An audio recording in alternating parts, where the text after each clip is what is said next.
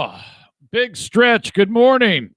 What's up, folks? The live stream of the Eric Zane Show podcast is brought to you by A&E Heating and Cooling. Yeah.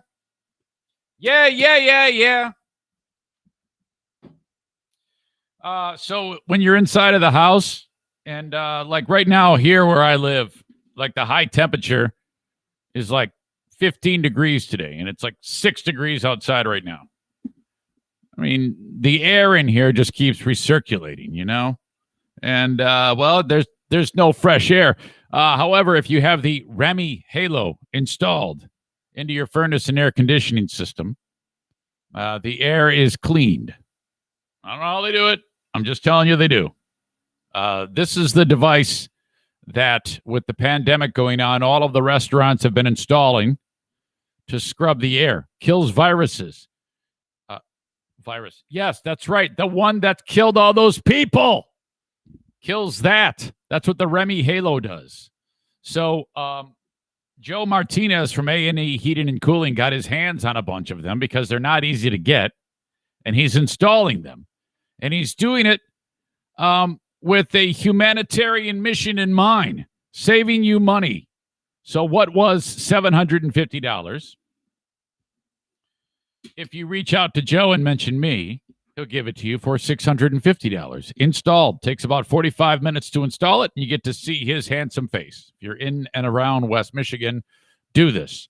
616-516-8579. Joe Martinez from A&E Heating and Cooling. And remember, Joe says, Tu madre es una puta. Mention that to him and you'll get a big laugh. Got a place where the audience works out. It's in Byron Center, Michigan. It's called F45.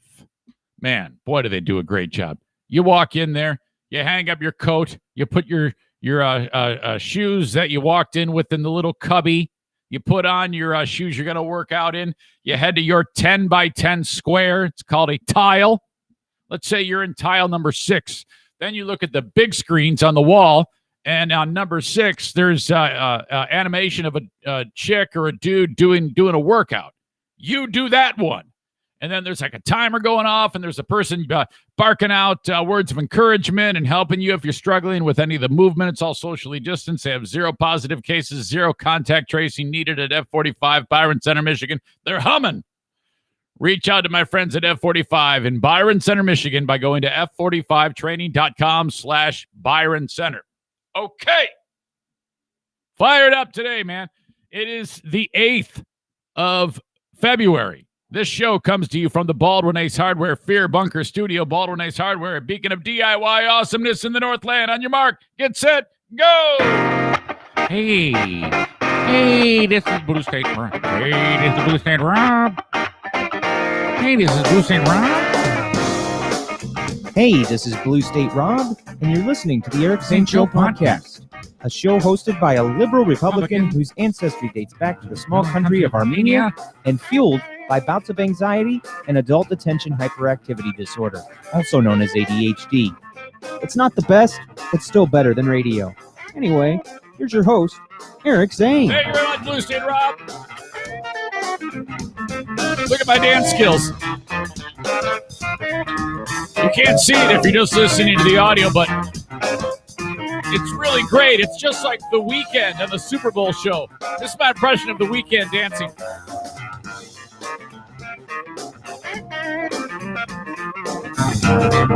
How does this look? He did shuffle. He did step to the right, step to the left, wiggle, wiggle. Oh, that was great. That was so much energy. Oh, my God. Fuck. Oh, The Weeknd. You sucked so much shit. Oh, what a disaster. Oh, my God. The Weeknd. How? Isn't there a dress? Okay. If you're like in charge of the Super Bowl and you're getting close to the big game, and leading up to it, you're like, "Oh, hey, the weekend. Can we get an idea of what you're gonna do?" Yeah, it's a surprise. No, it's not. It's not. We're gonna need a little bit more to see what we're diving into here. It's well, then forget it. You're out. Last second. Call in some fucking trumpet player. Do anything. Holy shit. That was absolutely disgusting and horrible and boring. Zero showmanship. Complete shit show. My God. Prince is like, fuck that shit. I'm glad I'm dead. Oh. Why didn't you just call Beyonce? Let Beyonce do it. Even Nicki Minaj, have her show up. I don't know, whoever. Who was the chick that gave the middle finger to the camera? Her, too. You should have brought Cardi B in. Anything. Just have Cardi B and just bleep the shit out of it. Oh, my God. Megan Thee Stallion? That would have been fantastic. The Weeknd? This dude was awful. Oh, my God, was that the worst? Okay, for someone who's never heard his music, never seen him dance, doesn't even know what he looks like, I was just lost. There was zero entertainment, okay? So you bring out a guy who cannot dance, zero showmanship, he's alone. Fuck, I'm alone, and I'm more entertaining than that asshole. There's no band. They bring out some dick with a mask strumming an acoustic guitar like we're going to buy that. What the fuck? And then it's just weird. It looks like a scene from the movie Us. Everybody's in red with their face bandaged, and I understand they got their masks. You got to have the mask, but I mean, the group dancing, all of the dance moves were clumsy and stupid. We could have whipped that together here in the house with the dogs. And he cannot move. The guy has zero charisma. He stinks. Oh, was that rough? Oh, man. Twitter was just murdering that guy. The weekend, it feels more like a Monday. Oh. I was like, come on, man. I'm rooting for you, buddy. You gotta come in here. This is the Super Bowl. This is a big, big stage. And you saunter in with this lazy ass show. That stunk. He should have realized that they were not playing to his strengths. He doesn't dance. He doesn't play any instruments. Everything is electronic. There's no band involved whatsoever. And he's about as good as a karaoke singer. There's no real vocal strength at all. What the fact that people that he's gotten over and become a popular artist is further proof that the quality of art in this country is shit. It's absolute garbage. There is very little that's good these days. I'll take it back. They should have brought fucking I don't know, Kanye, Cardi B. Who's the guy that Ben used to like? I get something DNA. Bring that guy in. He's a hell of a lot better than this piece of shit. Fuck him. Fuck, man. Oh, punk. Horrible. Oh. How do you watch and listen to this show? Well, okay, facebook.com/Eric Zane. Brought to you by Irvine's Auto Repair, Grand Rapids Hybrid. Thank you for being part of it. Please share it. Hit the little thumbs up. Give me a like. I count on that stuff. If you're on Twitter watching the show, Periscope video brought to you by Blue Frost IT. If you could retweet it with a nasty comment, say something mean, please. I appreciate that. That's what I want. Make sure you really let me have it. I mean, beat me up. Beat me up with a nice shot across the bow so that I can screenshot it, and then I'll put it on Facebook to all my friends. Say, look at what this person did to me. That stung. Can you please go get him? Can you get your pitchforks and go after this guy? Because that's what I want you to do. And also on YouTube, brought to you by F45 in Byron Center, Michigan. If you could subscribe to that, hit the bell notification, and then the like. It all helps. Your old pal Eric. And of course, the audio is downloadable each and every day wherever you download podcasts, or just get it at ericzaneshow.com where it says free podcast. It's impossible to not be able to do this. Just do your diligence. The same way you look up your porno, you can very easily find everything that I have available right at your fingertips. Thank you. If you ever want to email the show with some comments, concerns, questions, whatever it may be, the Shoreliners striping inbox, Shoreliners striping, they stripe parking lots. They're not doing it now because there's like 50 feet of snow on the ground here. My God. Every single day we get like, for the past week now, it's been like every day we get like another 4 inches. I think there's like, where I live, like 2 feet of snow on the ground. It's incredible. It looks awesome. I love it. I really, I don't mind it that, no, I shouldn't say I love it. I don't mind it right now. I'm not sick of it. It is crazy cold, but whatever. That's the winter, man. In Michigan, for the longest time leading up to this period of time where there's snow every day and it's cold as hell, they've been like, oh, man, it's been mild. It's going to be really mild for the rest. Now it's only January, dum-dum. We got 2 full months of in-your-face stupidity. Come on. Maybe at the end of Lent, which, by the way, a week from Wednesday is Ash Wednesday. There you go. Still time for you to want to become Catholic. All right, because at the end of Lent, that's when the conversions take place, the baptisms and the confirmations. Huh? That'll be fun. Join me at the Easter Vigil. You're like, wait, what are you talking about? What are you doing? The ADHD is just out of control today. I have an email of the day that I want to read. It is concerning here in Michigan. It was a huge deal about young people not being able to play sports.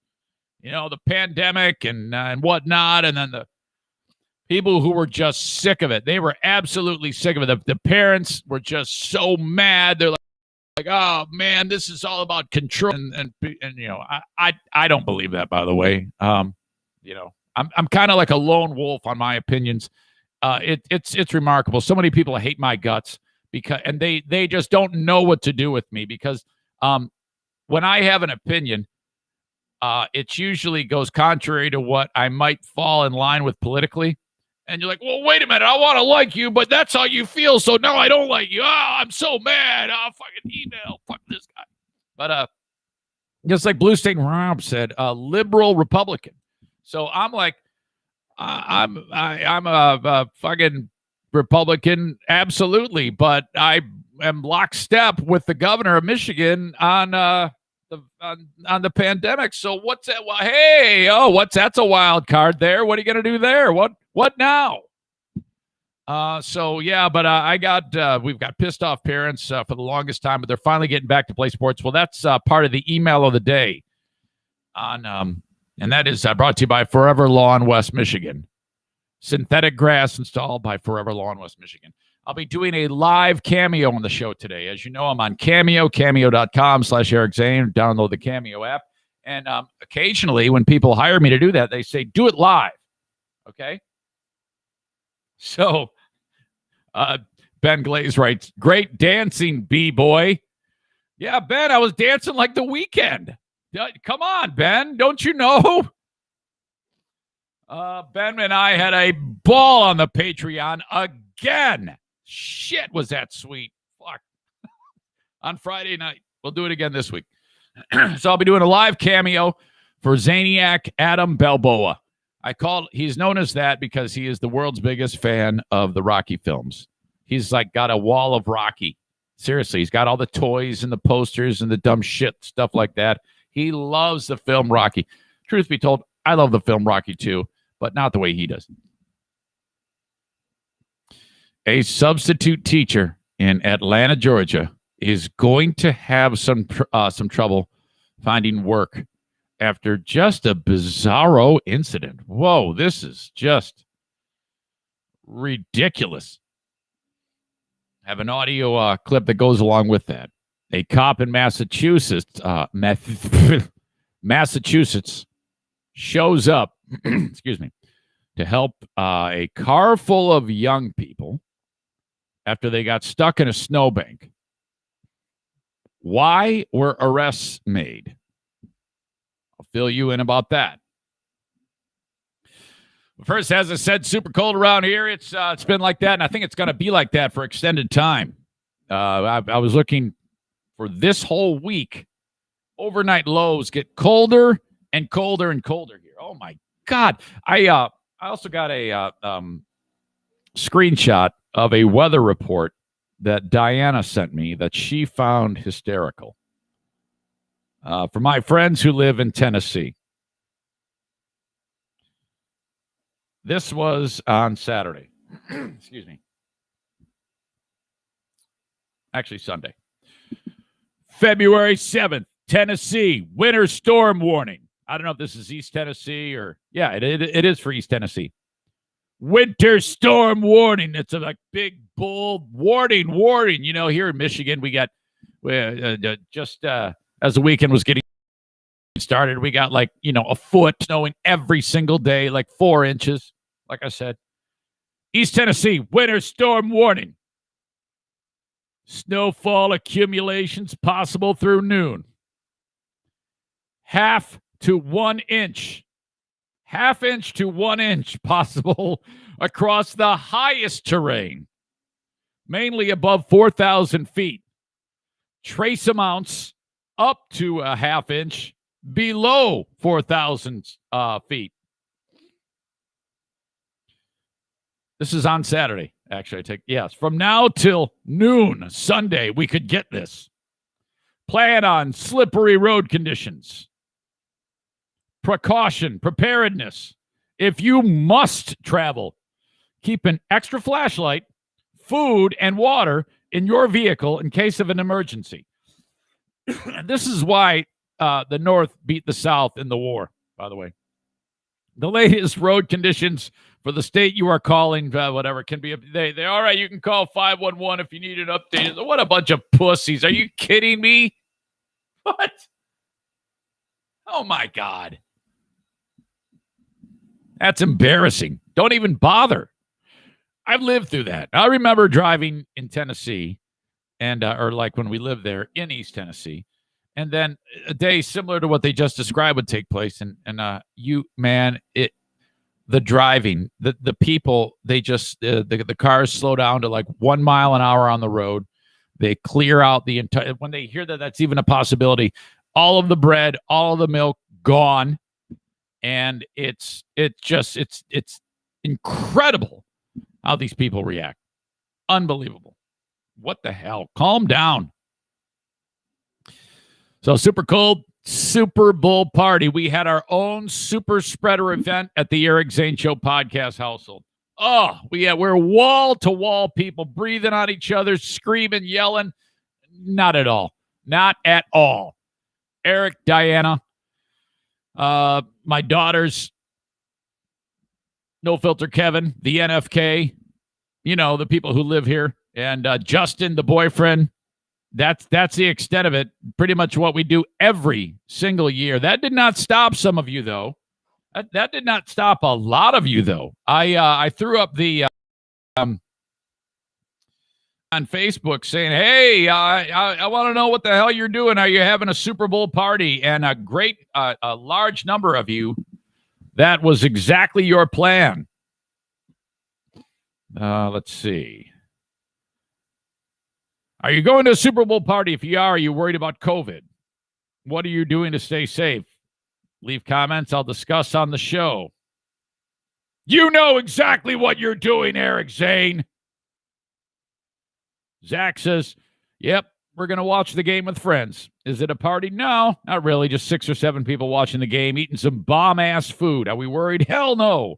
What are we doing to stay safe? Keeping it small, hanging with people. We've been around the whole pandemic. Stay safe, everyone. Let's go Bucks. TB12 for the win.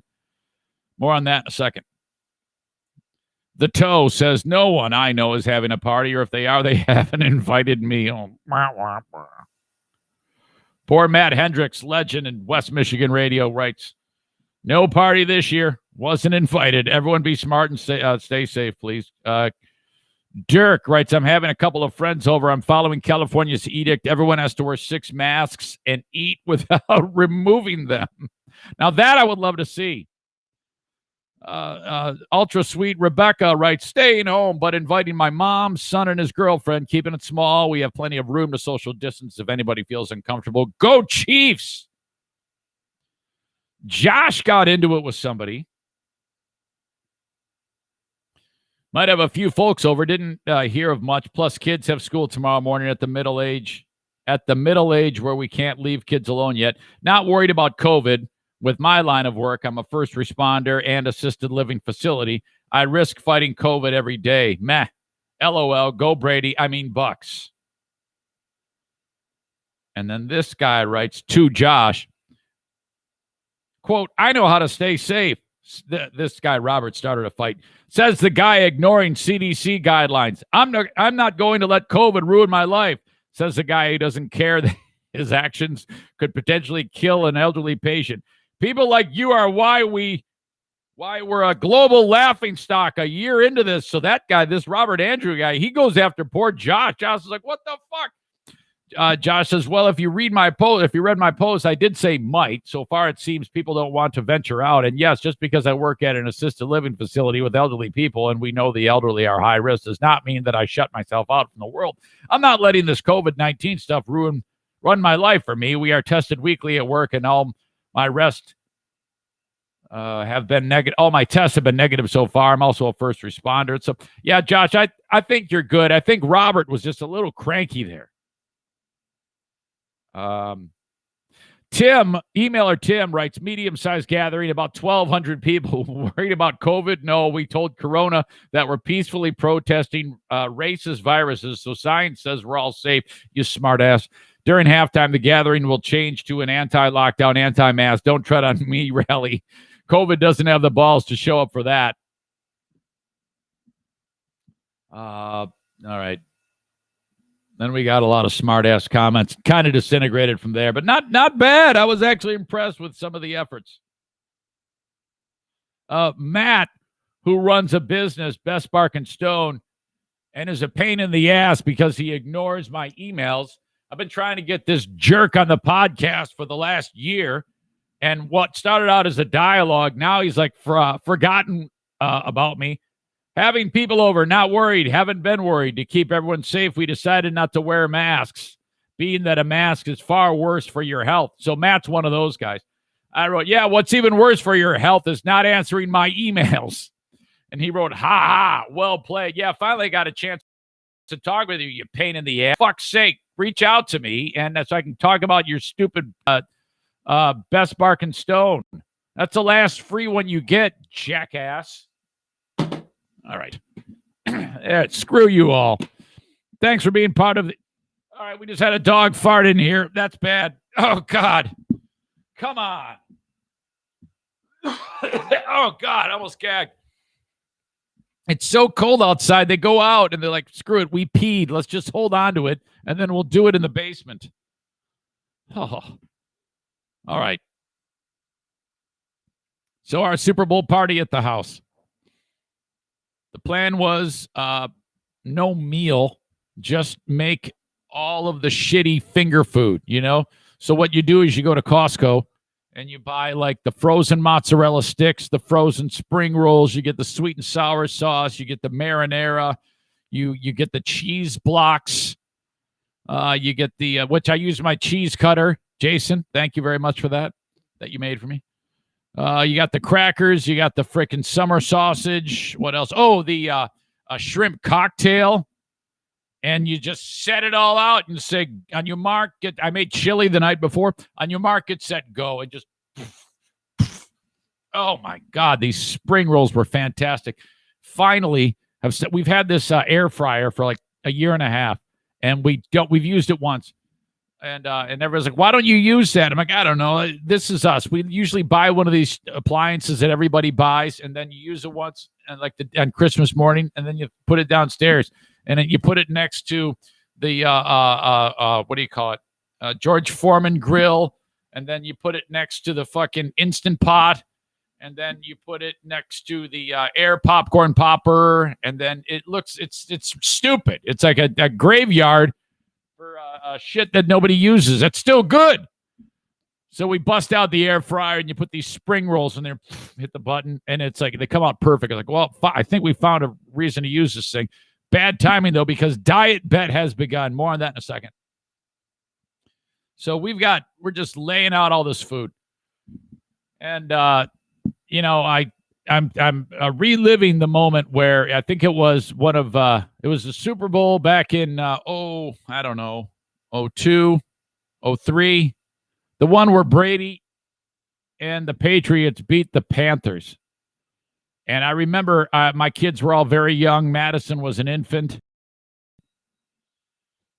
Diana went to Tommy's Roadside Inn across from Great Adventure in Jackson, New Jersey. And I was home alone at my little house that I was renting on Beam Avenue in Jackson. And I said, fuck this, man. I am having a Super Bowl party, and it's going to be awesome. So I had my cocktail wieners in my crock pot. I had my what do you call it? Meatballs in the oven. I had all this stuff, food you put like a toothpick in, and I've got literally food for probably 15, 20 people. And I'm making a steak. I make all this food, and I just start to kill it, okay? And the kid's like, oh, yeah, this one SpongeBob. I'm like, no, bullshit, we're going to watch this game. So finally the kids get to bed, and I've cleaned up my Super Bowl party, put all the extra food away, and then I'm laying there, and all of a sudden, oh, my God.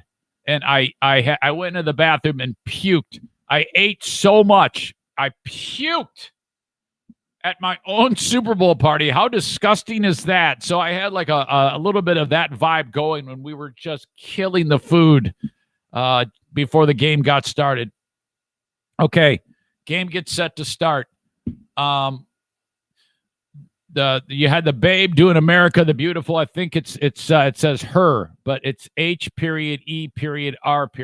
So, and I didn't hear this at the beginning, so I don't know how the PA announcers introduce this person. Do you say her or H.E.R.? I don't know. All I know is that she was showing a massive amount of cleavage, really, really fantastic boobs, even better voice. And, well, no, I take it back. The boobs were better than the voice. The guitar playing matched the boobs. Terrific guitar player. My God, did she crush it. Then you got a country star and lady. I don't know who these people were doing the anthem. Who was that? Keith Urban? Morgan? Definitely wasn't Morgan Wallen. Can you imagine if they're like, oh, fuck, Morgan Wallen was set to do the anthem. Oh, no. Oh, shit, my God. Get Garth Brooks quick. Eric Church, that's who it was. Eric Church? Rick Church? Eric Church. Wasn't bad. A little long, a little slow. Duet. All right, whatever. Okay, we got it done. The game. That game. Okay. Fucking Brady. I mean, there is not even a hint of diminishing ability. Zero. Even if he was shitty, though, they would have won. Because the Bucs, this is a perfect example, and I've heard people talk about this, how these football teams try to peak at the right time, because at one point the Bucs were like 7-5 on the year. I think the last time they lost was to the Chiefs in the regular season. Well, since then they hadn't lost. So they end the year 8-0. Well, that's incredible. Because you had the wild card round, divisional round, championship game, and then the Super Bowl, plus the last four games of the year. They won those too. Wow. And right away, the Bucs are Mahomes is running around there, and one of his toes is like completely like jacked. So it wasn't long before Mahomes is like, oh, shit, I am not so comfortable. But even when he's running around, though, I don't know how he does it, because Mahomes, he'll get flushed out of the pocket and he'll do that spinorama move, and then he'll just throw it like fucking. You remember that scene in Napoleon Dynamite when Uncle Rico throws a steak at Napoleon and it hits him in the face when he's on the bike? Mahomes does that, but it flies perfectly. I don't know how it happens. And but still, and then Travis Kelce, suddenly this guy can't catch a pass to save his life. Tyreek Hill is bottled up big time. He's probably got he was distracted, big plans to go home and break his kid's other arm or some shit like that. And the Bucs just kicked their ass. Bruce Arians with his defibrillator on his chest. Oh, they're drawing up these crazy, crazy defensive schemes. And then Romo just talked about how the Bucs kept it simple, man. And then the fact that Rob Gronkowski and Brady are just like, yeah, let's just do what we've always done, man. And then that was incredible. I mean, it was an absolute clinic. The Kansas City Chiefs couldn't even score a touchdown. I mean, thank God the game ended. I mean, it was merciful. And then even late, you see that one deal when it was 3rd and long when Brady goes for it all when the game was already over and he airs it out. If that would have been a touchdown, man, oh my God. The game was already well in hand. That would have been, everybody would have been, holy shit, Brady is just he's devastating. Hang on. It was just something to behold. The fact that dude now has won 7 Super Bowls, and I don't know how many people really thought the Bucs were going to win that, but to win and then cover and just, well, obviously they covered, they won. My God, that was impressive. The commercials. I don't want commercials because I could sit there and talk about every single one of them, but I will say that watching the Wayne's World one, Mike Myers and Dana Carvey, they look like shit. Mike Myers, my God, I don't know. He looked like just a fatter, older version of him with more makeup, and really strange. And Dana Carvey, they just kept the camera on him a little bit too long. Because from afar, he looked like I forget which one he is. Garth? He's Garth. But and it's just not funny. It is not funny at all. The only people that are even remotely, I mean, because people like me who grew up and saw that when it came out, we get that. Old people. I'm there watching this with my kids, and they're like, why? What's happening here? And then why is Cardi B with these old men that are wearing wigs? What's going on? Huh? I go, yeah, you don't know this, right? No, we don't have any idea what this is. And it's not funny, they said. I go, well, this is what we laughed at before you were born. This was funny to us. And they go, oh, okay. So that gives you an idea that shit's not funny. I know it's not funny to me now. It's not funny to them now. Who's this funny to? What asshole watches the Wayne's World thing and goes, ha ha, yeah. Oh, God, come on, you dicks. Jesus. I mean, geez. Bruce Springsteen is, here's the thing. I don't know if it's that great of an idea right now. It's still a little fresh. Here we got whenever I see these commercials, let's see, we gotta pull together. We gotta get hand in hand, and we gotta reunite.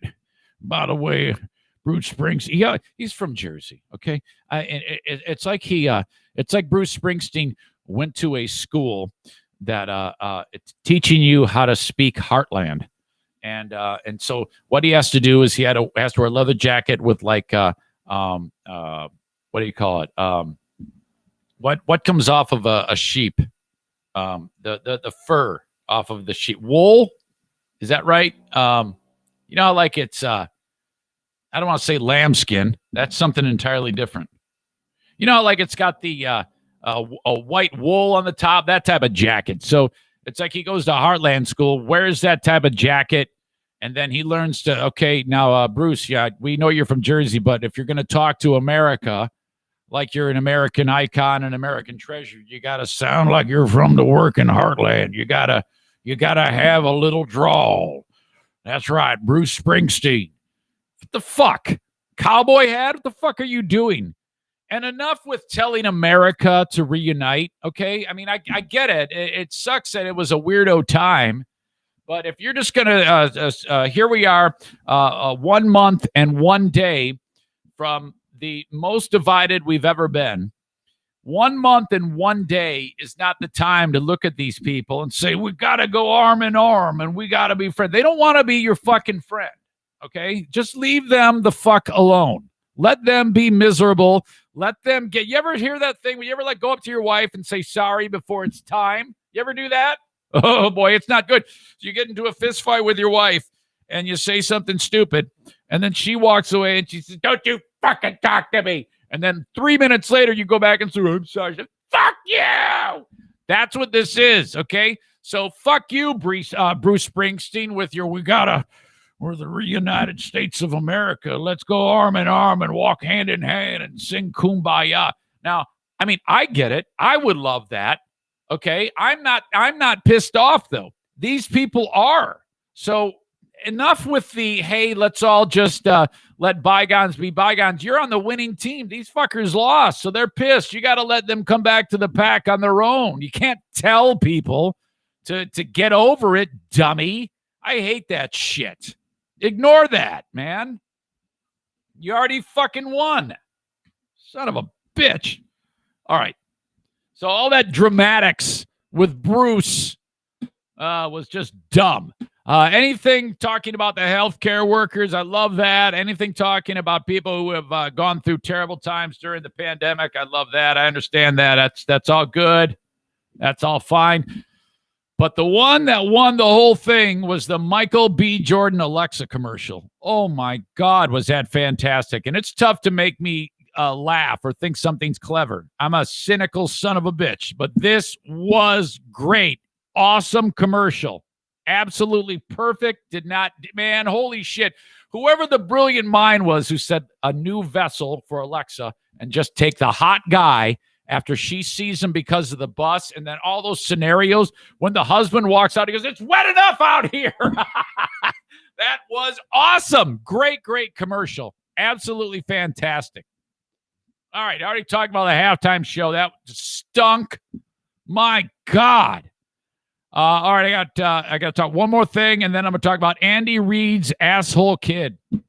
You knew that the Chiefs were going to lose when Andy Reid's kid, who was a coach on the Chiefs, what a dick. My God.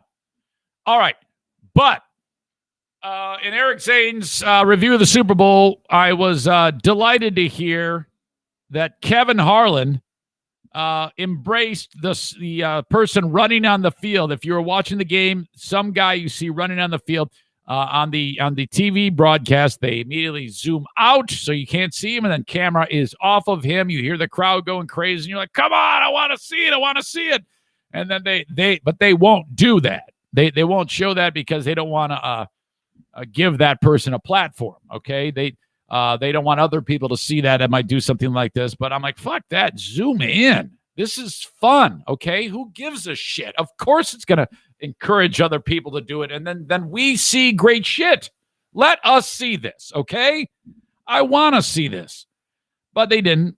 But 8 million other people shot video inside of the stadium. And Kevin Harlan, the radio play-by-play guy for Westwood One, who's known to do this whenever sideways things happen in the game, like maybe a squirrel or a cat runs on the field or something like that, and he busts out his best announcer voice of a key play, and he starts giving play-by-play when the streaker is running out on the field. Okay, here you go. 5:03 to go. Someone has run on the field.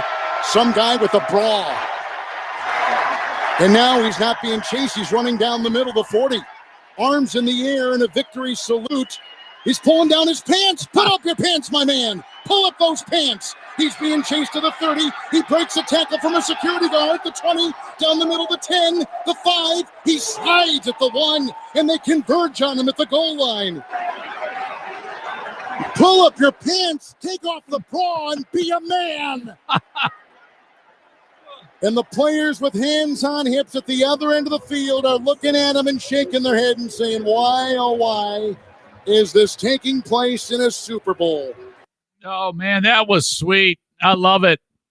That was excellent. He apparently, that guy, was promoting something, a pornography website. I forget what it was. Who cares? But something to do with Russia and porno.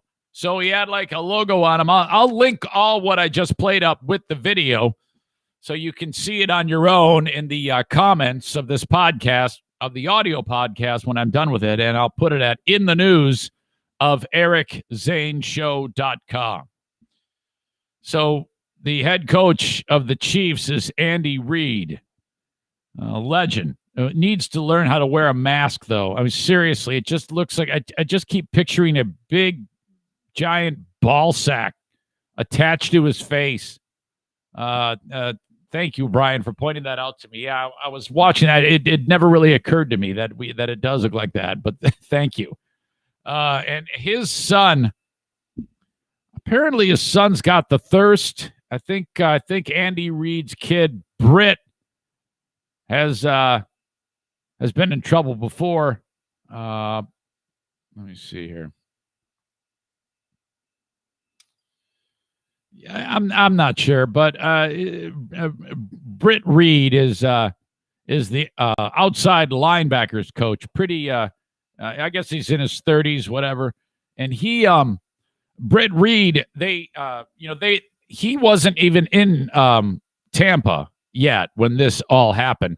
The plan, I think, was for the Chiefs, at least this guy, to not fly in until Saturday. I guess maybe that's COVID related, but he was in his home area in Kansas City, and on a Friday night, he's driving home, and there's a couple of cars on the side of the road, and one was disabled and someone else was helping, and he hit both of them. And there was little kids in the car, and both were hurt. One really, really badly and has not woken up yet, a 5-year-old. So it's the absolute worst. And this guy is, he admitted to drinking, and what is the medicine called? Adderall? I think that's that. Yeah, I think he admitted he had like 3 drinks and Adderall. Now, I haven't heard if his test came back officially drunk or if he's been charged or anything like that. But my God, who knows how this is going to turn out? But the big concerning thing is that this dude smashed in to the kids and into the car with the kids in, and man, that's just terrible. They referenced, there was an article in the New York Post. They were critical of the broadcast. Andrew Marchand from the New York Post wrote, there were 2 big misses in the game. The biggest one was for Nance, Romo, and CBS ignoring the Britt Reid story until less than 4 minutes remain in the game. I was wondering that. I was like, are they even going to mention this? It says, very ugly, especially with charges possible and the unknown factor of how much alcohol may have played a part. It has to be mentioned earlier in the show. That they didn't. The New York Post gave a lot of heat to Nance and Romo because they were constantly talking over key parts of the game. Even though the game turned out, according to the article, they think turned out to be a dud. I don't know, man. I guess it was a dud because it wasn't a close game. But I don't think that was a dud. That was fucking incredible. Nance and Romo whiffed when CBS's production team handed over some TV magic. All they simply had to do was stop talking, according to this writer for the Post. With 13 seconds remaining in the first half in Tampa in the red zone, the Bucs took a timeout. CBS field mics picked up Brady yelling at his own sideline to stay with the play. No, no, Brady implored his coaches. Same. Nance talked all over Brady. For some reason, Nance brought up crazy things happening the last time Tampa had a Super Bowl in 2009 when the Steelers' James Harrison returned an interception for a touchdown. It's like, why are you even bringing that up? Who cares? He also mentioned his buddy Al Michaels' call of the Harrison play. It's like, so what? Everyone may want to cover sports media, but that was not the time. Romo never said a thing about what we were hearing from Brady. The game was already turned into another coronation of Brady. We could eavesdrop into his in-game mindset. Nance and Romo received a mulligan at the end of the game, but they kept talking again. On the final series, CBS had its mics on Brady again, and Nance even said, listen to him, imploring the team. And then Nance kept talking. CBS pulled out of the shot. In fairness, the network might have been scared Brady was going to swear. When the final whistle blew, Brady and Mahomes met for a hug. At the top of the broadcast, Romo had simply correctly called the matchup Michael Jordan versus LeBron. And here we are at the end with a chance to hear the respect the two stars had for each other. But Nance and Romo did not stop talking. We heard a little of the conversation with Nance catching Brady saying, keep in touch. Romo chimed in, imagining one of them was saying, here's looking at you, kid. Marchand wraps up this part of his article with, it may seem like an odd concept, but sometimes the best broadcasting from a booth is silence. We can watch and hear. I think that's a great point. Very, very cool. All right, otherwise great, though. I love that game. It was good. The halftime show was terrible. Fun had by all, I'm sure. But that is still a horrible, horrible story about Andy Reid's kid, Britt, and what happened to those two little kids being hurt in that accident. My God, I hope that kid wakes up. Jeez. Terrible. All right, that is the intro of the Eric Zane Show podcast on this, the 8th of February. Welcome to anybody new or anybody who's pissed off at me. Thank you for being part of the show and enjoying it. As I mentioned earlier, Cameo a little bit later on, cameo.com/Eric Zane. Set you back just $15. You can also just download the Cameo app, and you'll find me on there. Just search my name. And do it for Valentine's Day. You got somebody, a special someone in mind? Boyfriend, girlfriend? A boy talking to a boy, girl talking to a girl. I can do all those things. Your kids, your mom, whatever it may be. And I can make it as nice as you want it for Valentine's Day. Cameo.com/Eric Zane. Stand by. Excuse me. All right. The sponsor of the Eric Zane Show podcast that I want to talk about now is Horizon Hydroponics. If you're growing anything indoors, reach out to them, man. They have all the things to make whatever you're growing be fantastic and have a wonderful harvest. All right. Horizen, hydroponics.com. Orders $250 and more. You're going to save the shipping cost. There's no cost on that. So if you go to the website and buy it from anywhere in the United States, that's what I'm hoping you'll do. So if you're growing indoors, you need bulbs for the light. You need a new grow tent. You need, potting soil, whatever. Buy it all one fell swoop. Save the shipping cost and use the coupon code ZANESHOW at checkout to save an additional 10% on their already low prices. They have 4 brick-and-mortar locations: Grand Rapids on Alpine, Byron Center, Michigan is the growers outlet, Kalamazoo, and Lansing. Yeah. Thank you, Horizon Hydroponics. Mortgages, Mario Flores Lakeshore team of Van Dyke Mortgage. Right there. I saw that you can actually get a mortgage at 1.99% now. I've been talking below 3%. But if you've got super duper credit, like the best credit ever, sterling silver, incredible, awesome, credit like that. Did you hear me stutter? You can get a rate that low. I don't know what my problem is right now. Some of you won't have that great a credit. That's okay. Mario wants you to call him too. Reach out to the Mario Flores Lakeshore team of Van Dyke Mortgage. The best way to do it is check out the website. You can get to that by going to ericzaneshow.com. All the information is on my website. Get a mortgage from Mario from anywhere in the USA. And then, of course, my friends at Blue Frost IT. Oh, my God. I ran into a friend of mine, a radio dude known as Brad Allen, who another one of these people that Mrs. Warmth, my old boss, chewed up and spit out. He got out of the game because of her stupid ass. I just ran into him and he goes, "Hey man, I banged on the door of Blue Frost IT and you were right. Helped us out, lickety split." That's what I want you to do. If you have any trouble with your IT, your computer, whatever it may be, you can reach out to Blue Frost IT. They can do a fix for you, or at least price out something new if you need it. BlueFrostIT.com, the managed IT service provider for the show. If you work for the man or you are the man, you might need a tech upgrade. Tech does have an end of life. Okay, you might think, well, I paid all this money for this computer 10 years ago. It's time for a tech upgrade. Okay, get a complimentary consultation by calling Blue Frost IT 616-200-8550. 616-200-8550 for Blue Frost IT. All right. See people messaging me. Mitch, the Tarantula Farmer, says, "Here's the link to the guy running on the field." Yeah, I saw it. Thank you. I appreciate that. You'll be able to see it too. Thank God people have cell phones so we can see all that awesomeness. All right. Kenny says the whole thing sucked. The whole thing. All right. I don't know. I can't tell if he means Super Bowl, the whole Super Bowl beginning to end, or what. Next year, we got to put up with Collinsworth. I like Collinsworth. Trevor says, I have to go back and listen to Eric's review of the halftime show. I came in late. Oh, you're going to love it, man. You're going to love it. Sorry that you were late, buddy.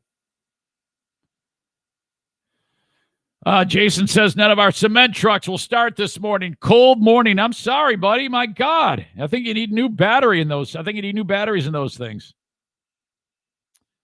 All right. Kenny says it looked like Andy Reid was hiding a Squidward nose under his mask. He did. You're right. Dirk says it looks like a Speedo on his face. Yes, it is. Why can't it go straight? Why? I mean, seriously, it's really fucking weird. Jeez. Trevor says the Will Ferrell commercial where he ends up in Sweden or wherever the heck he was in the electric car. I think that was who was that? See, that's a thing. If you spend that much money on an ad, and they did because they had all those big names on it, you got to be able to remember the product. What was it? Was that General Motors doing that? I think it was General Motors. I'm not sure. By the way, I was going through a little bit of anxiety the other day. Again, this is the ADHD. I'm always all over the place on this show if you're new to it. Mitchell says it was a GM commercial. Yes. I was reading that because I remember I was talking to this podcast about how cold it was. And I remember Jason Schaefer said, if you don't have to use your natural gas, don't. Like if you can use the space heater, don't, because it stresses the system. Where we're at in Michigan, it's super cold and the whole Midwest. And I got to thinking, okay, at one point, we're going to run out of like fuel, right? And so, I mean, I don't know anything about anything. So I looked it up and, natural gas is obtained, and everybody probably already knows this. I'm late to the party. They go in and get natural gas, and then that's it. But at some point, there isn't any, right? I mean, that's going to happen. Or are we like? Are somebody under the impression that it's inexhaustible? Because I don't think that's true. So now I'm weirded out by that, and then while I'm doing that, I go down this rabbit hole of not only finding out that it is exhaustible, but it's not that far off in the future that people say it will be exhausted. And not only that, but that is called a fossil fuel. And this is all new to me. You probably already know this. The other thing that was freaking me out was actual crude oil. Oil that they pull up out of the ground is eventually going to be used up. And the timeline is like, when I'm really old, like in my 90s, they say, and I'm 50 now, So in like 40 years is about the time 2050, 2060 that they're not going to have any more fucking fuel. And so my concern is this all ties in with the electric car commercial, which, I mean, electricity has to be you got to get electricity from the wall, and the wall has to come from a place that's making the power. What the fuck are we going to do? What are we going to do? Oh my God. So now I'm worried. Jason says that was me who said that, not Jason Schaefer. Jason says that was me that said it, and I was only making a joke from when Whitmer told us to turn down your furnace from a few years ago. Oh, well, I thought you were serious about that. And because of you saying that, then I tracked down all that other shit, and now here I am, and I was having a fucking anxiety attack. Is that so like Brian Post, who's Bleeding Heart Brian, listen to me. Eric's like 20 years late to the fossil fuel party. Well, better late than never. Now I'm all worried. Now I'm like, fucking call that chick who came over here on the sailboat, that angry teenager. Now I'm like, fuck, let's call her. Maybe she can save us. Oh my God. So does anybody have any thoughts on this as to what exactly we're supposed to do here? A little worried about that. By the way, Brad Allen, the radio dude I was telling you about. Poor Brad. I hate it when talented people, the radio industry, then people get like, I've had it. I'm giving up. Makes me sad. I mean, I had to leave because they asked me to leave. Brad left because he's, it's like, fuck, I gotta take care of my family. Radio sucks, man. Brad writes, thanks for the shout out, Zane. Blue Frost IT helped get my daughter's laptop go from dead to like new in less than 48 hours. Alan is the man. Cheers, brother. Thank you, Brad. I appreciate you calling upon the sponsor. Rob says Will Ferrell was for Cadillac. Well, whatever. Mitchell says nuclear energy and hydrogen cells. Oh, yeah? All right, now we're talking. I mean, I don't give a shit if we run out of it. I just want to be able to have something going on. But don't forget, we use oil to make like plastic and stuff like that. So I'm a little weirded out still. Nick says, "Meh, who gives a dip? It's all got to end sometime." Josh used to listen to Brad on the radio. Well, yeah, he was on, it was 94.5 when it had ratings. And then dumb shit Lori put it on 107.3, and that 107.3 is ratings poison. We actually had higher ratings on 107.3 with terrible sports programming than the country format. 107.3 gets like a 0.8 share or something like that. It's terrible. No one listens to it. The only country that they listen to in West Michigan is the Jethro FM and what is it? B90 whatever. B93. Brian says that soybeans will replace oil-based plastics. You see, if that's true, and I don't know, because you might be fucking with me. As long as we got something, man, okay? I don't care what it is. As long as I can get from point A to point B, and I can have plastic to make tubing so that our hospitals work. That's all I care about. All right. I got to take a pee. So this is how we're going to do it. You know how we're going to do it. I'm going to put on some music and then put up this sign that says, back in a minute, taking a pee. You guys talk to the puppies, and I'll be right back. I'm not done. I got so much more to talk about. You won't believe it.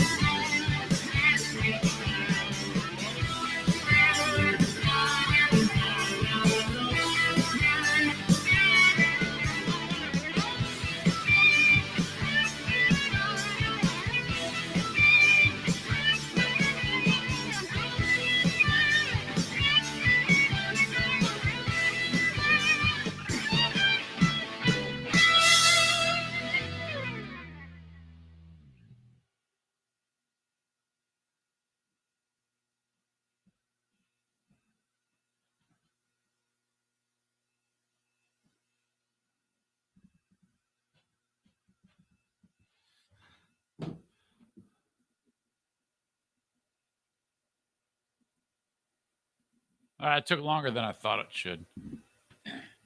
I really had to go. All right.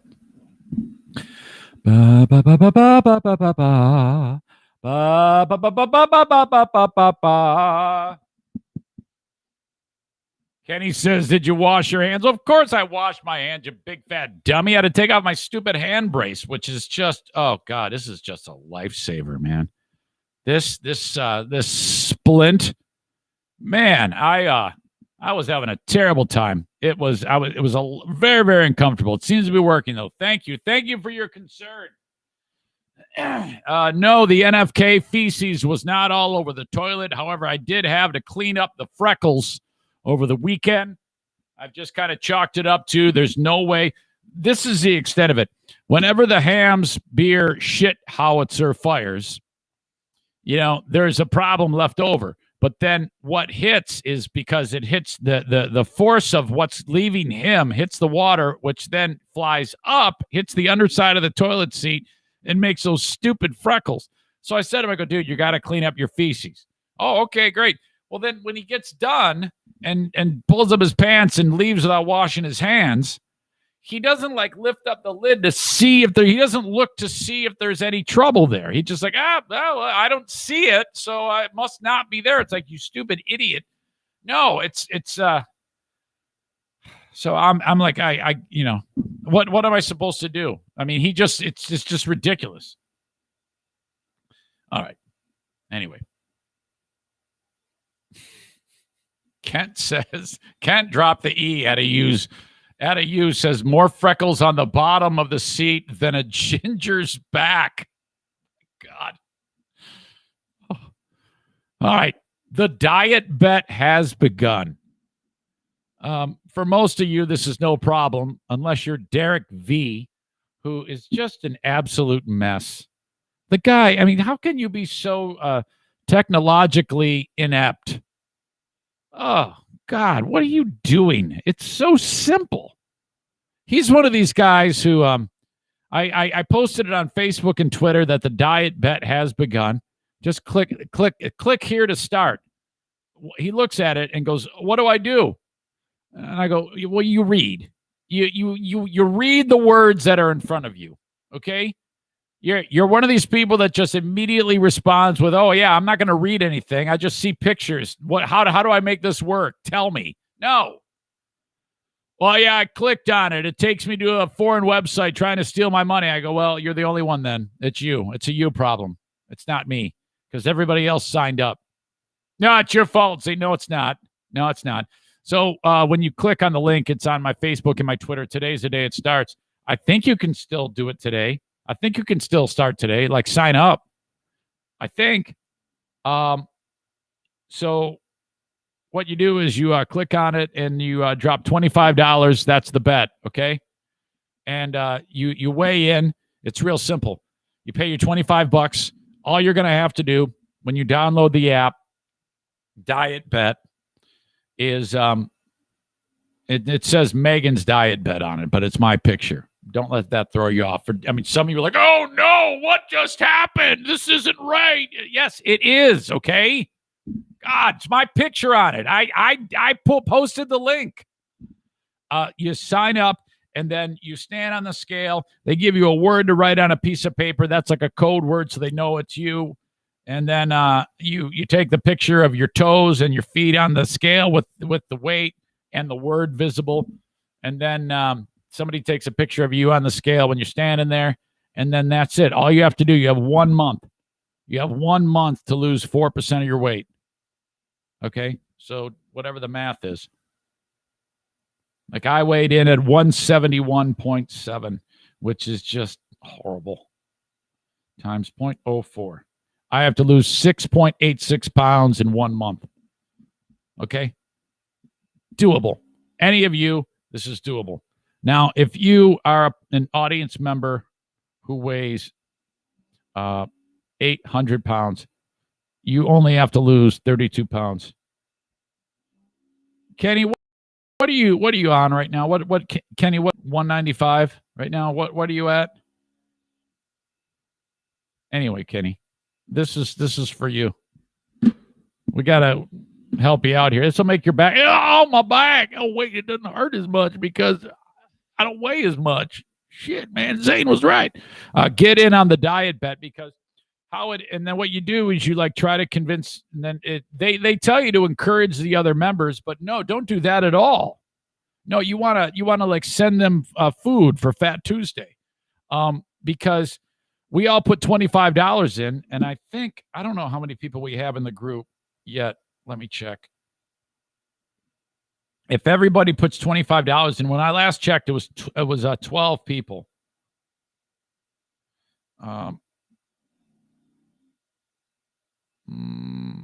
Megan, the pot is now $400. Oh, that's sweet. Rebecca's in. Jeremy, what's up, Jeremy? Kenny is in. Thank you, Kenny.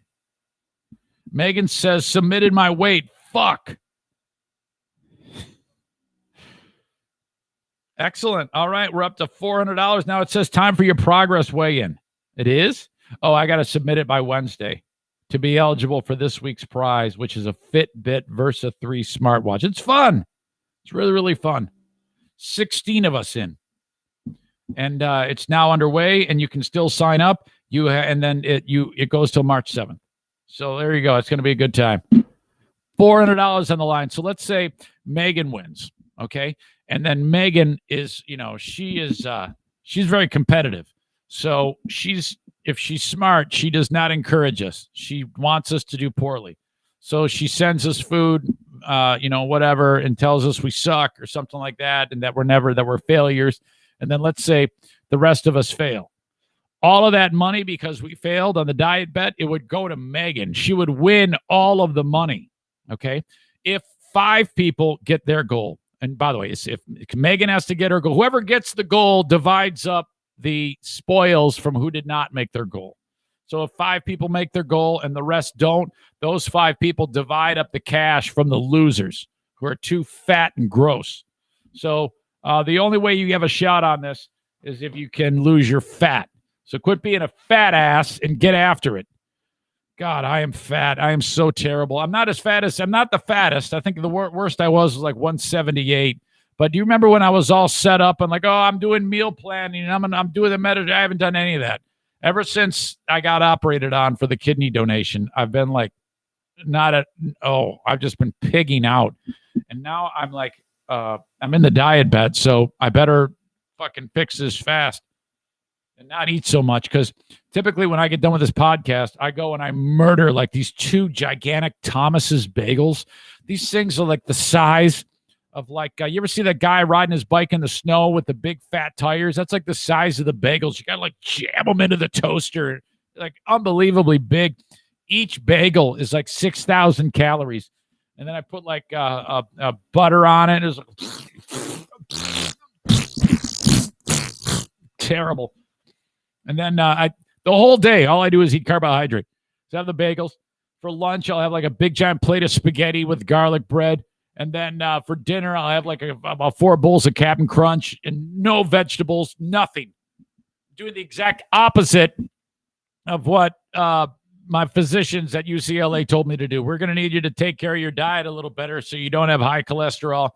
Well, I haven't really ate red meat, so I guess I have taken care of that. But we're going to have to make sure, you're going to have to make sure that you don't get diabetes, so don't eat a diet high in carbohydrate. Oh, no problem. Oh, it sounds good. Yeah, you can't get diabetes because you only got 1 kidney. That stretches your kidney out, so you got to kind of eat a more balanced, sensible diet. Yeah, sure. Sounds good. I haven't done it once. Oh, I got to start. Holy crap. All right. Where's the story about the substitute teacher? Where did that happen? The substitute teacher story. Substitute teacher in God, what story? Hold on.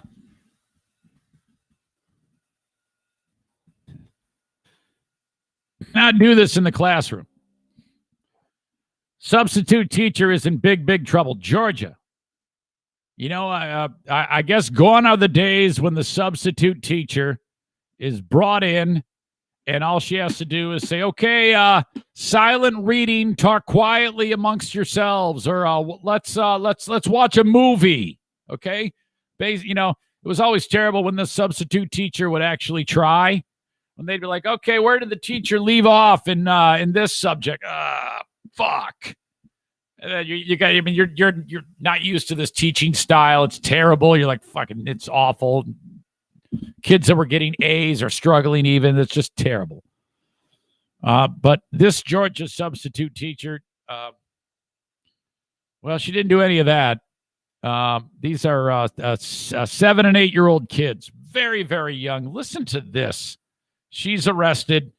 Career is over. Check it out. Developing tonight, a substitute teacher is in jail. Sheriff's investigators say she did indecent and immoral acts in front of children. As Fox 5's Denise Dillon reports, the woman now faces 19 counts of child molestation. Sheriff's investigators say she engaged in those indecent acts inside a classroom here at Mount Zion Elementary. That classroom was filled with 7 and 8 year old children. Amelia Ressler was substituting a class here at Mount Zion Elementary School in Carroll County when authorities say she did the unthinkable. And it appeared that she was masturbating while the classroom was full of kids. Carroll County Sheriff's investigators uncovered evidence of the indecent act inside the school. We obtained the video evidence because she videoed it herself and disseminated it, and we were able to get a hold of that evidence. Investigators say they were alerted to it when someone saw that video, got very concerned, and reported it to school officials. All right, hold on. Videotapes herself. Well, first of all, she's masturbating in front of children.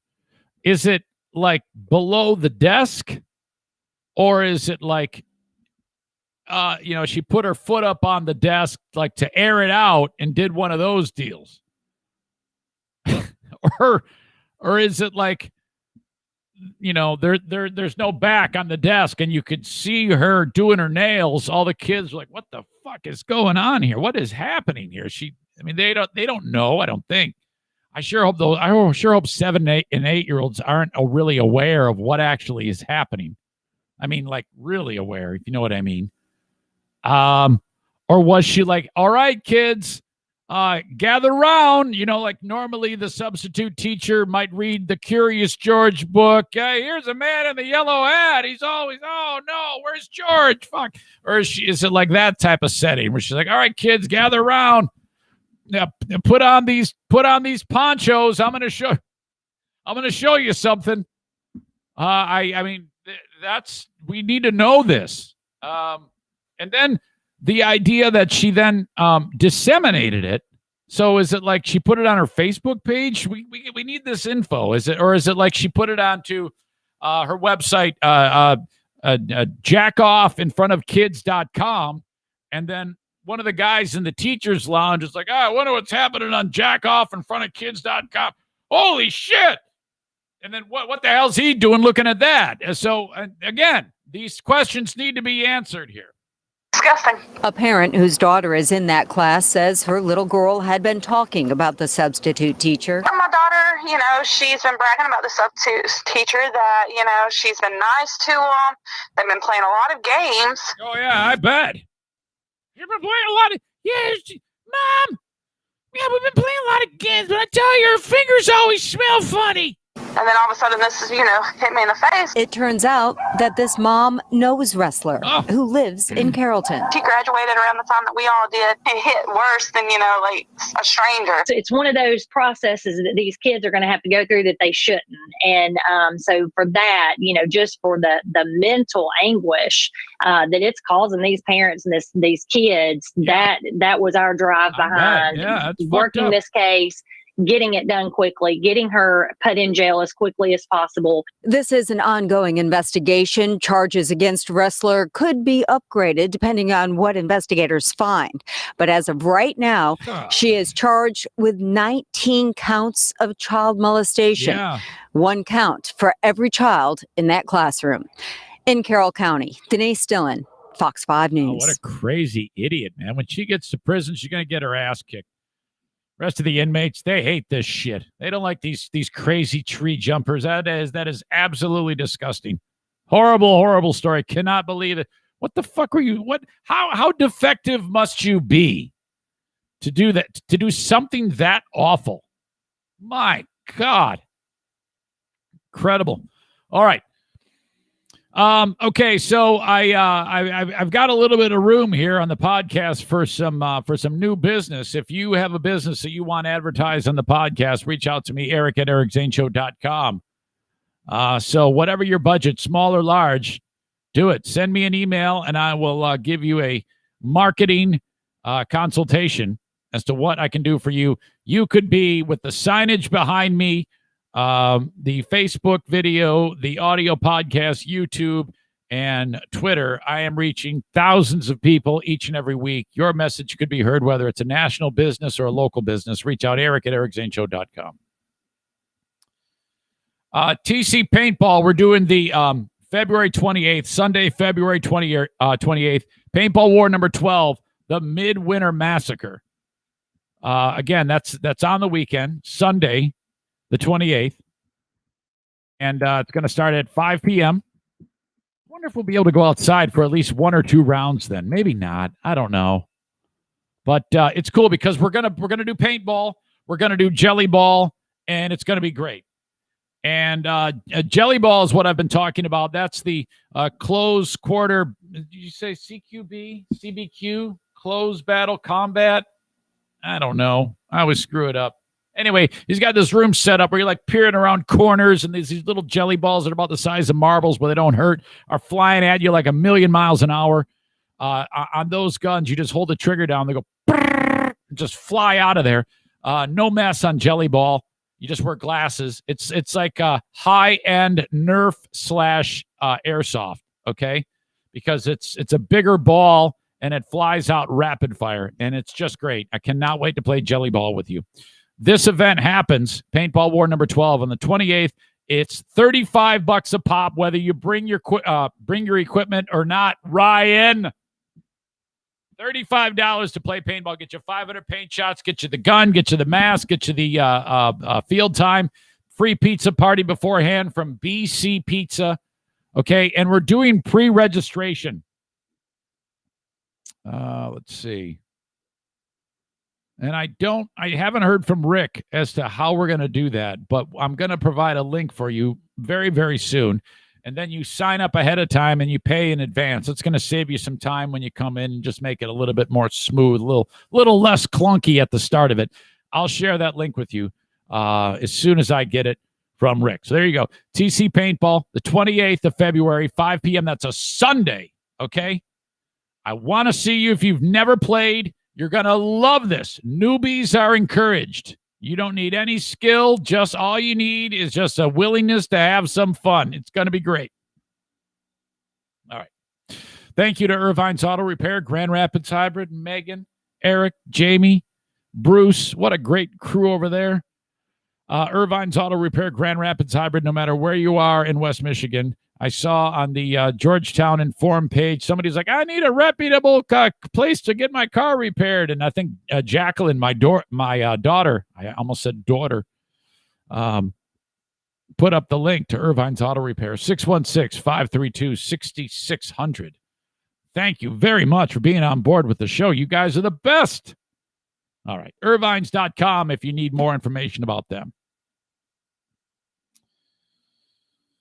All right, so if you're driving down the road and your car, you lose control because it's snowy and terrible, and you wind up on the side of the road, maybe off of the road, and your car is stuck and you can't get it out, and then you try to push it out.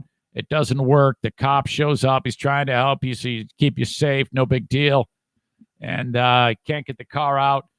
The cop says, all right, I'm going to call a tow service. Okay, great. You get your car out and you go home. That's it, right? Everybody's on the same page.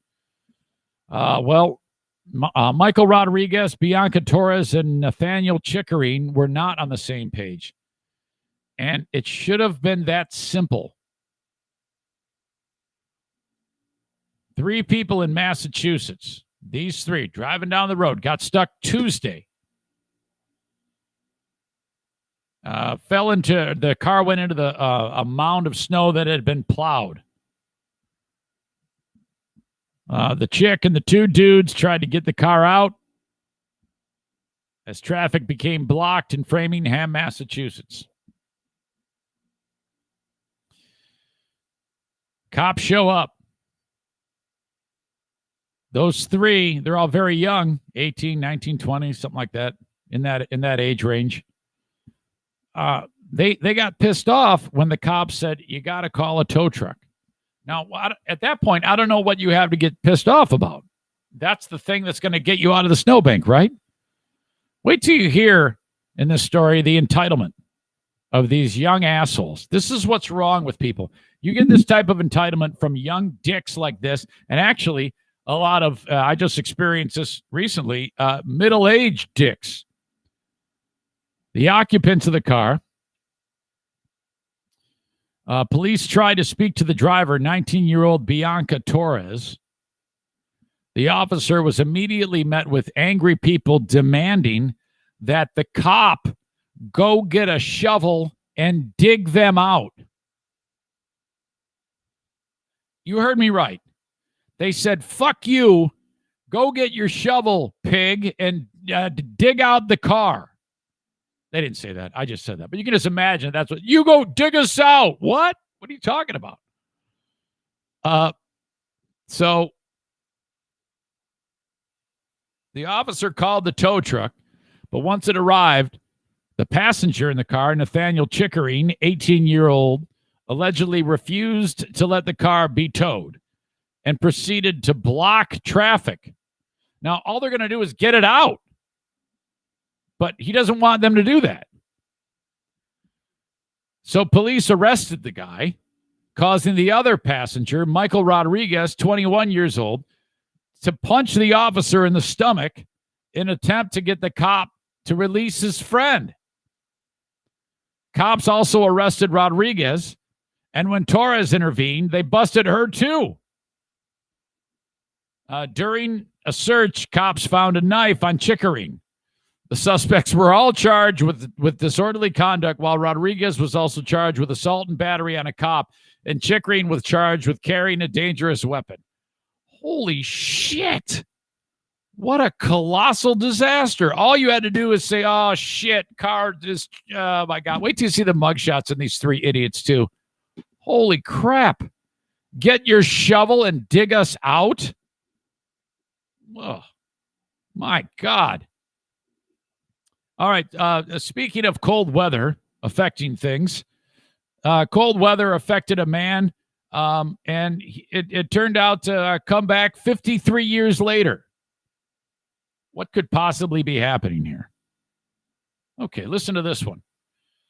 Paul Grisham is the man's name, and in 1967, he was working in Antarctica. That's hard to say, Antarctica, as a meteorologist for the Navy there. Lives in California right now. All right. 91 years old now. Somebody knocks on his door last week. It says, excuse me, sir, we've got something for you. And he's like, what? What are you talking about? Who are you? No, I already had somebody seal my driveway. I don't need another new roof. I've already put on 6 this year. No, I don't want to help the policeman benevolent, whatever they are. I usually donate hundreds of thousands of dollars every year by phone. No, I'm not interested. No, go away. I don't want any Girl Scout cookies. No, sir, we found your wallet. I haven't left the house in 15 years. What are you talking about? We found your wallet here. Are you Paul Grisham or what? Yeah, is that you? Yes. Yeah, we got your wallet. You look quite a bit younger. The fucker lost his wallet in Antarctica 53 years ago, and they just found it now. And so he's like, holy shit. He said he was blown away after he received the wallet. There was a long series of people involved who tracked me down and ran me down. According to the newspaper, Grisham's wallet held plenty of mementos from his time in Antarctica, which he called the ice, as well as his Navy. Can you imagine if there was like a card, and they like when you get somebody's wallet, you like to find out who's who, you take a look at what's in there, and there's a card that says Grand Wizard of the local clan or some shit, and they like out this guy, and now he's canceled. He's like, holy shit, fuck, can't believe it. No, it's not quite like that. So he, let's see. So I guess he's happy. He got all his shit back. Congratulations. There's his ID and everything, with him looking very 1960s-ish. Looks pretty good for 91 years old too. All right. They got the wallet back, and he's happy. Congratulations to Paul Grisham. Okay, I've got an email of the day that I want to get to, and I still have to do Adam's cameo live on the podcast. I've done cameos live before. That's going to happen again. I have the Patreon that I want you to check out. My Patreon with Ben. I do the Ben and Eric Patreon podcast once a week, and I do the daily Patreon bonus podcast. The thing about Patreon is you have to constantly, you can never, ever let that slide. You always have to keep posting material. That's why I put as much as I possibly can up on my Patreon. Smarter Than a Former Drug Dealer Trivia, my daily bonus podcast, the Lost Zane recordings, and, of course, the Insane Asylum and the Ben and Eric Patreon podcast. That's 20 hours of programming every single week on my Patreon. Check it out at patreon.com/Eric Zane. I've got an accountant on the show. And you can engage him from anywhere in the United States. If your taxes are stressing you out, you're thinking, "Oh my God, April's coming in hot. I got to get this done." Reach out to Troy Ginzer at Tag Accounting, 616-301-9516. Yeah, I know H&R Block could do it. Liberty Tax Service could do it. TurboTax could do it. But you love this show, and you want your taxes done right, and you want a great big fat return, and you want no stress. Anywhere in the United States, call Tag Accounting or reach out via email, 616-301-9516, or Troy at tagcpa.net. More information at the website, tagcpa.net. And finally, the Kent County Health Department. They just announced that the new variant is here in Kent County, Michigan. The one that's like way more contagious. Now, no panic. Just keep doing what you're already doing. Don't believe the dumbos who say that masks don't work. They do. Do not listen to people on Facebook who say that they know stuff. Only person on Facebook you need to listen to is me, because I get it from them. Okay? Trust doctors and people who do research. Don't trust a guy who sits there and is an armchair quarterback who has no knowledge about anything. He just sits there and reads stupid websites with this and listens to Alec Jones. Okay? Trust the physicians. Kent County Health Department. All the information you need is at accesskent.com/health. accesskent.com/health. COVID testing areas. How to find out about getting the vaccination. It's all there with the Kent County Health Department. Okay. Let's take care of Adam's cameo, and then I'll read you the email of the day. And then we'll wrap this show up. So, on my app, on my Cameo app, it shows up that I have one waiting. It's Adam. Adam Balboa. I open up the app. Zane, for Brandon, Eric, and Chris. Zane, it's Adam Balboa. And Adam's, I don't know, he's not, it doesn't seem to, sometimes I wonder if he's the sharpest pencil in the box, because he writes, my some coworker. I don't know, maybe dyslexia? Who knows? My coworkers is what he means to say, always give me crap about having rocky stuff. Rightfully so. recently they learned I hate the song Love Shack by the B-52s. I want you to beat them up for liking that song. You can do it on the podcast if you like. So there. I just hit it, and then it goes.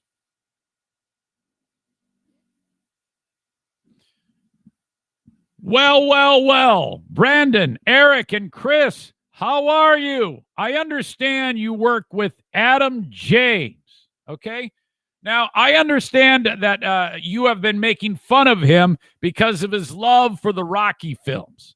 Now, I don't know if that's necessarily warranted. I think the only thing you can possibly beat up him about is how he wears it on his sleeve. You know, maybe he dresses like Sly Stallone from time to time, but perhaps he's getting some action in the bedroom. Maybe maybe Mrs. Adam dresses up like Adrian after a hard day of work at the pet shop, and then maybe magic happens. So I don't know. Maybe you might want to just fucking back off, and you guys can get some work done for a change for whatever it is you do. I think you work in the healthcare setting. Oh, great. We get to worry about Brandon, Eric, and Chris. Should be worried about vaccinating patients, or I don't know what the fuck you do, wipe asses maybe, instead of worrying about Adam all the fucking time.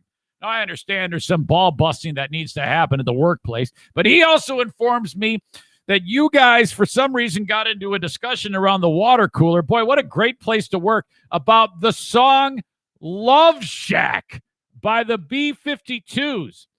Apparently, you three twats love that fucking song, and you guys, I don't know what the fuck you do, lick each other's assholes while you listen to that shit show. I can only imagine what goes on while you, I don't know, ride in a convertible like those three did in the stupid video, and probably then start blowing each other as soon as you get in the parking garage. Yeah, that's ridiculous, liking the song Love Shack so much that you indict Adam because he doesn't like it. So you beat him up about Rocky, and then you guys go, oh, yeah, you like Rocky. What a fucking asshole you are. You don't like the B-52's Love Shack. What the fuck is wrong with you? You're kind of an asshole. This is ridiculous. This is absolute bullshit that you guys walk around. You probably dress like the B-52s. Fuck, Eric probably has the beehive haircut like the one idiot in the band. Well, anyway, I just wanted to say that's all bullshit, and you three can all fuck off for liking that song and for giving Adam tons of shit for liking Rocky. I am the only person who can give Adam shit for liking Rocky. So go and worry about your jobs, and hopefully I hope you catch COVID. Okay, see you later. Fuck off. Brandon, Eric, and Chris. And then I press upload. That's it. That was a one-take Charlie. I think I stumbled at the end there. I very, very rarely have to do two takes on these. So now it's uploading, and then he gets it, and he shows it to those three fucks. All right. That's how you get a cameo done. All right. Now, it's not like Vince Neil's like, hey, it's Vince Neil. Holy shit. Do I even have any more of those Vince Neil ones? I don't think I do.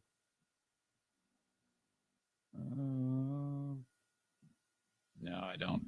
Vince Neil on Cameo is so shitty. And most people on Cameo don't even try. They, like, for 15 seconds, hey, this is Kevin from The Office, Brian Baumgartner. Happy birthday to you. That's what she said. Ha ha. And that guy makes like $1 million a year. I charge $15, and I've done 74 of them. So so how much money is it? How much money have I made on Cameo in 2 years? Nothing. Times, and I get $11.25, not counting tip.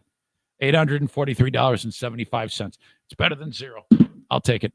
Hire me on Cameo. I can do a great job for Valentine's Day, just like I did on that one, because I'm awesome. And not short of confidence in any way. Never have been. Can't be. Can't be in my line of work. Okay. Probably a bloated ego, a little bit too full of myself today. But I think I've been really great today. And humble. Your email of the day comes to us from Forever Lawn, West Michigan, online at foreverlawn.com/WMI. They install synthetic grass into commercial settings and residential settings, canine grass, sports fields, you name it. They do it all. Foreverlawn.com/WMI. They sponsor the email of the day. Which, by the way, I did not make an asshole of the day. Who would be your asshole of the day on today's show? Gotta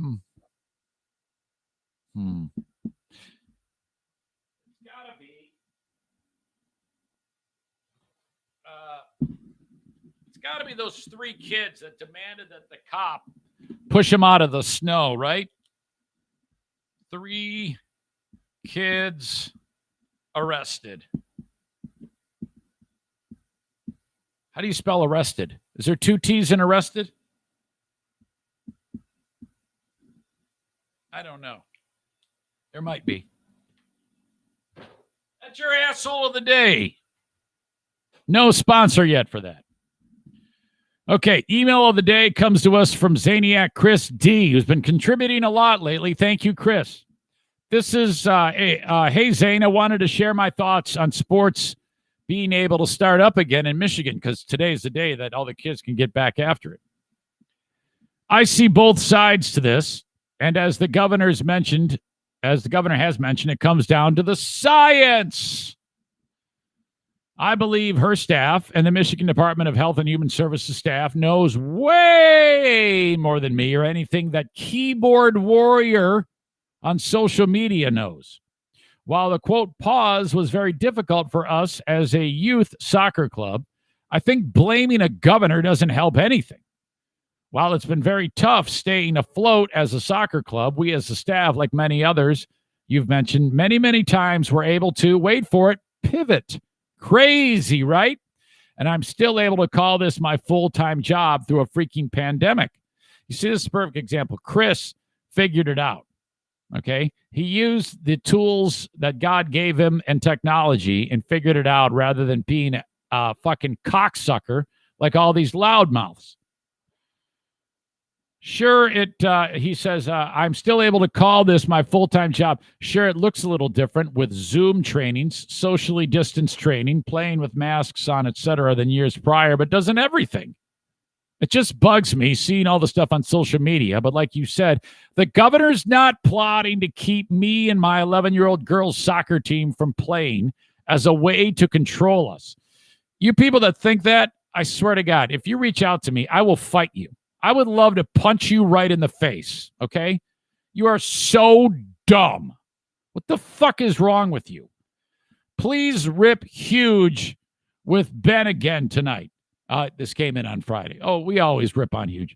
That's been enjoyable. Or better yet, call him up and wind him up. Ha, ha, ha. Yeah, Bill is hell bent on suggesting that this was all about control. It's one of the dumbest things he's ever said. I like Bill, but he's way out of line. 100% wrong on that whole damn thing. But it's over now, you fucking crybabies. Get back. Go play your sports. And don't say I didn't warn you when you're at the stupid track meet wishing you were that it was all fucking canceled. Oh, please, that's like in sickness so that we don't have to sit to the track meet. Oh, my God, what a complete embarrassment. This is horrible. Kill me. Holy shit. All right, that's it. I got the Patreon bonus podcast a little bit later on. Hope you enjoyed this.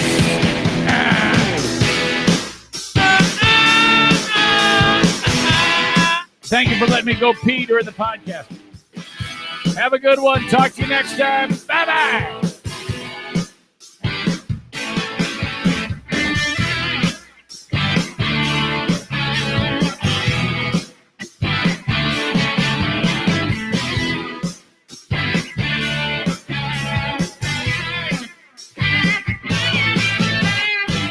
To finish, everybody dance like The Weeknd. Hold on. Okay, I'm going to end this show with my tribute to The Weeknd dancing. This is how The Weeknd dances.